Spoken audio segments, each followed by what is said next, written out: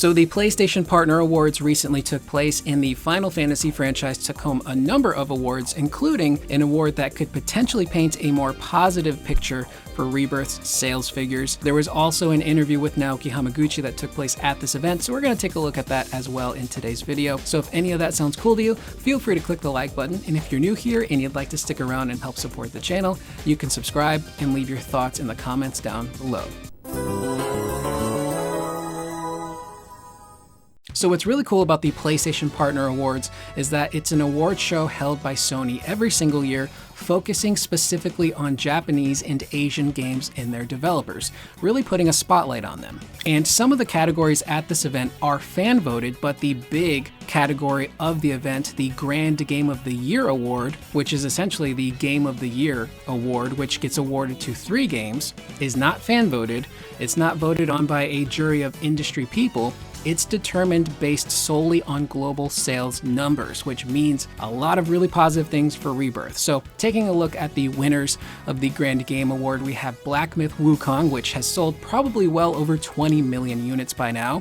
Elden Ring's DLC Shadow of the Erd Tree, which also sold really well. And then we have Final Fantasy VII Rebirth. So this to me is awesome because this tells me that Rebirth sales are probably a lot healthier than we all kind of assumed. And this all goes back to, Square Enix saying that Rebirth and even Final Fantasy XVI, which did 3 million units in its first week, did not meet sales expectations. And granted, some of those expectations are ridiculously high, some of them are valid, but Square Enix at the end of the day never released sales figures for Rebirth. But based on the number that was being floated around by industry insiders, Rebirth allegedly sold 2 million copies in its first month of release, which to me is pretty good. It's a far cry from 3 million in its first week like 7 Remake did, but I still feel like that's a good number. And at one point in time in this year, Rebirth was one of the best selling games of the year, being in the top 5 when it came to the NPD sales. So the fact that Rebirth was not only selling well enough to be in this category, but also become one of the winners says to me like Rebirth is probably fine. Again, it's probably selling maybe not gangbusters, but it's selling at a consistently healthy rate, which is good. And we also had some more numbers come out in regards to sales figures for Rebirth. This comes to us from Christopher Dring on Twitter, where they are reporting that following the nomination announcements for the Game Awards, games like Rebirth, Astrobot, Elden Ring, Metaphor, and Silent Hill all saw increases in sales, with Rebirth in particular seeing an increase of 268% sales on a week-to-week basis in Europe. Now, there are a few contributing factors here. One of the first things I would think is holiday shopping. Here in America, Black Friday starts earlier and earlier every single year, which means games are discounted for longer periods of time. Rebirth in particular was like $40 for a few weeks. Pretty insane pricing there. Now, I don't know how holiday shopping works in Europe. If you're a European viewer, I would love for you to leave your thoughts down below. Let me know what's holiday shopping like where you're from. Is Black Friday a big deal? Were there big game discounts? It'd be interesting to get a perspective on sales from overseas. Now, the other thing to note is that all of the games that saw increases in sales were all nominated either at stuff like the Golden Joystick Awards or, most notably, Jeff Keighley's The Game Awards. So I think those nominations in particular really did help boost the sales for all of these games, because that's the one thing they all have in common, is that they're nominated for a number of awards at Keighley's event. Which again goes back to the whole purpose of the Game Awards. Is winning an award really all that important? Probably not, but winning can help boost a game's status. And when we watch the Game Awards, a lot of times it's for the trailer reveals and the announcements. But one of the biggest aspects of shows like this is the exposure. Again, the Game Awards is a show that has a massive platform. Millions upon millions of people watch this event every single year, which means more people learn about games like Rebirth or Astrobot or Silent Hill. And I guarantee you, there's a lot of people that didn't even know Rebirth was a thing because the marketing here in America specifically was not great. And based on what I've researched, marketing in Europe was also not very strong either. So there's going to be a lot of people looking at the nominations for this event and seeing these games for the first time and thinking, oh, I didn't know Rebirth was a thing. I'm going to go play that now. Or some people might have been on the fence about the quality of Rebirth, but seeing it get nominated for so many nominations, including Game of the Year, could help them jump over that fence and be like, you know what? I'll dive in and give it a shot. Super cool. And to speak a little bit further on just like the whole award seasons in particular, just seeing all of the love and adoration and respect that Rebirth is getting is super nice. Whether it's from fans or people within the industry who vote on these awards at these events. You know, again, we're kind of in an echo chamber here when we cover Final Fantasy, and a lot of the stuff we see can either be really positive or super negative.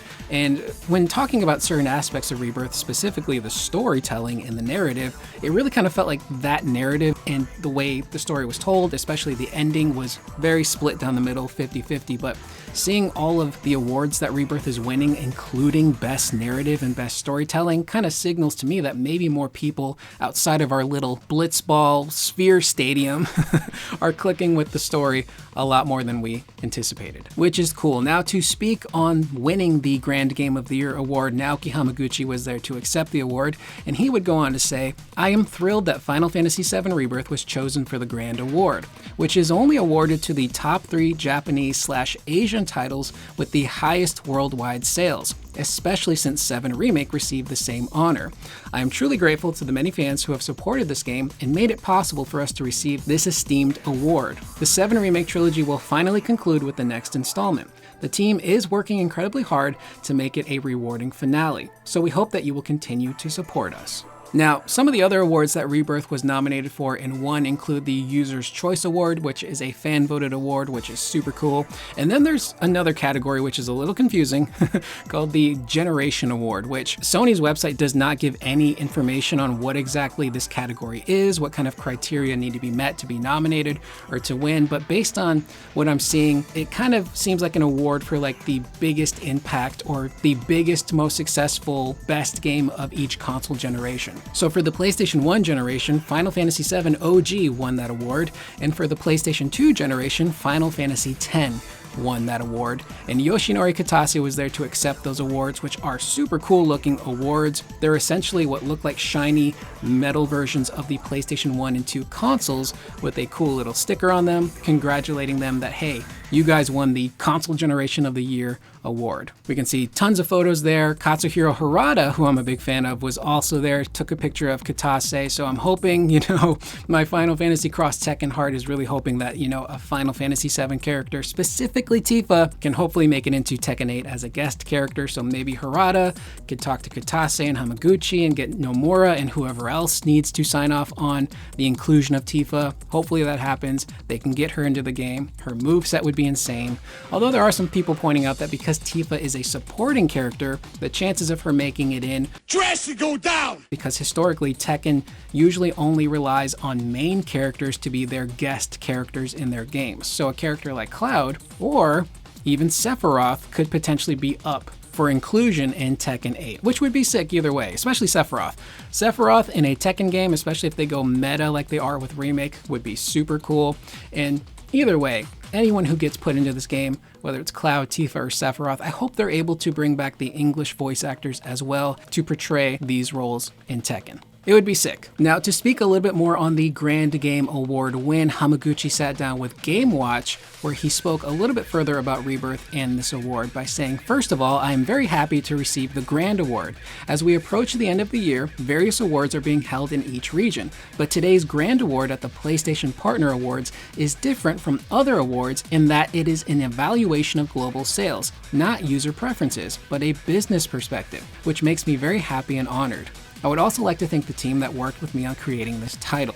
So again, this is massive for Rebirth. It's also massive for someone like Hamaguchi, who got promoted earlier this year to a higher position at Square Enix. So clearly, even though sales weren't where Square Enix wanted them to be, they clearly were not upset with Hamaguchi and the team's performance when it came to how they crafted this game and the game's reception. So that's a positive thing. So up next, they ask Hamaguchi about a specific scene in Rebirth involving Cloud and Tifa and a gondola and a kiss and how that was depicted. Hamaguchi goes on to say, "That's a really nerdy question. He laughs. I'm also laughing. Well, actually, there was a clear intention behind it. In the first game, Remake, there was a scene where Cloud hugs Tifa during the branching event scene at the scene where they head to the Shinra building. So when we moved from Remake to Rebirth, we wanted Cloud to grow as well. And the team discussed that if he hugged Tifa in the first game, we should aim for more in the second. So that's how it ended up being expressed. And again, there's going to be fan wars and ship wars. Cloud loves Tifa, Cloud loves Aerith. None of that's important. It gets so toxic. And again, just to summarize it, like if you're into shipping, that's cool. Write about it, talk about it, have fun, but don't cross that line of attacking the devs or the actors or other fans. Just be cool about it, man. But it wasn't just a kiss just to be a kiss. Again, like Hamaguchi is saying, they did it to, develop Cloud's character. And you see Cloud open up so much more from Remake to Rebirth. Again, hugging her in Remake, and for him to actually work up the courage to be like, okay, I'm going to kiss this girl now. And they share this really beautiful moment with each other. It just reinforces, again, those ideas of bonds that Hamaguchi's been talking about when it comes to Rebirth, the bonds that these characters have. And Cloud and Tifa are just linked intrinsically, from the get-go, since they were kids to now being, adults. So it makes sense from a story standpoint. And when you look at the progression, that leads to Remake Part 3, and obviously the Under the High Wind scene where Cloud and Tifa are most likely gonna get down, He has an erection. Yeah. It's all her fault. and do what they need to do. And then, the story moves forward. So again, it's really all about the natural progression of how these characters develop. That's what's coming next. No pun intended. So up next, they ask Hamaguchi a really great question. Based on fan feedback from Rebirth, is there anything they are going to change for Part 3? Hamaguchi says, we haven't made any major changes to the game design, but there is one thing that I really regret and think we need to fix in the third game. This time, the amount of game content was so large that the percentage of all users playing all of the content was very low. I don't think this is a bad thing in itself, but we linked it to the trophies. So the trophy acquisition rate was like 2%, and I regret that we went too far. I'm thinking of making the trophies easier for the third game, which is the right move to make. All of the systems that were set up in Rebirth will come back in Part 3, whether it's exploration, combat, side quests, minigames. Now it's really just about fine-tuning all of those things for Part 3 based on developer intuition and, to a degree, player feedback. So maybe doing synergy abilities with 3 characters, or synergy limit breaks, or adding in chocobo breeding, whether it's by side quests or in the main story. Although I do expect them to make changes to exploration based on stuff they've said previously. I think there's going to be a lot more spontaneity. It's going to feel way more organic, which I'm totally cool with. Again, when it comes to the minigames in Rebirth, there are a ton. Some people would argue there's too many, but a good chunk of them are all optional. And I feel like when a game gives you a ton of options, yeah, it can be overwhelming, but I would take a game that has a ton of options and tons of content versus something that's just kind of bare bones and simple. And you don't have to do everything. It's optional. And again, I understand the FOMO, of missing out on cool rewards or great character development and cutscenes, but having a ton of things to do in a video game is not really a bad thing. But I could see it being linked to the trophy aspect being a problem. And I think a lot of the people maybe complaining about the minigames are people who are trophy hunters who really want platinum trophy after platinum trophy. And the platinum for Rebirth is really difficult, not just in terms of minigames, but in terms of like the VR battles. The Sephiroth one in particular, which I'm going to take on very soon and probably make a video out of, sounds incredibly daunting and very frustrating. So certain little design things I think in Remake Part 3 they could tweak a little bit. Maybe don't have the minigames be so intrinsically tied to the trophies. Maybe don't have the VR stuff also so intrinsically tied to the trophies. Maybe give us some checkpoints in the VR stuff. Just saying, that stuff gets kind of hard after a while. But I'm sure they will make all the proper optimizations to ensure that Part 3 kind of addresses some of the more detailed concerns from fans. So it's really going to be a positive thing, I think. And with that being said, that is the video. I am Curious Corduroy. Let me know what you guys think in the comments down below. Again, I'm going to try and start making my videos a little bit shorter. I've gotten some complaints from people that the videos are too long, that I yap too much, and they're not wrong. I tend to lose focus, I go on tangents, and I take the scenic route to make a point sometimes, and I've just been really in my my head about the videos being so long, and I get really frustrated. I'm like, okay, I need to shut up. I'm bordering on 25 minutes. So future videos, again, I'll try to keep within the 12 to 15-minute range, maybe a little shorter, but some topics are just going to require more time to discuss, like the Game Awards stuff. With that being said, let me know what you guys think in the comments down below on the PlayStation Partner Awards, Rebirth, sales, and some of your hopes for Remake Part 3, specifically focusing on those trophies. I will see you guys in the next video. Please remember to always be excellent to one another.